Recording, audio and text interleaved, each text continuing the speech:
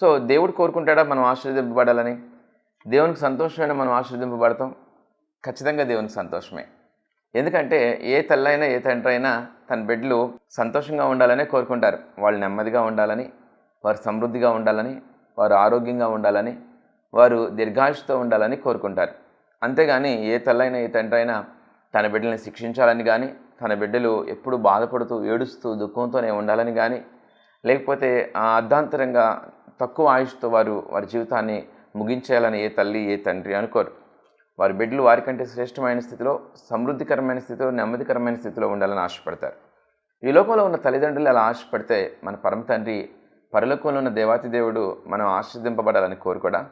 మనం నెమ్మదిగా ఉండాలని కోరుకోడా? మనం దీర్ఘాయుష్తో తృప్తి చెందాలని కోరుకోరా? ఖచ్చితంగా దేవునికి సంతోషం. మనం ఆశీర్వదింపబడటం దేవునికి సంతోషం.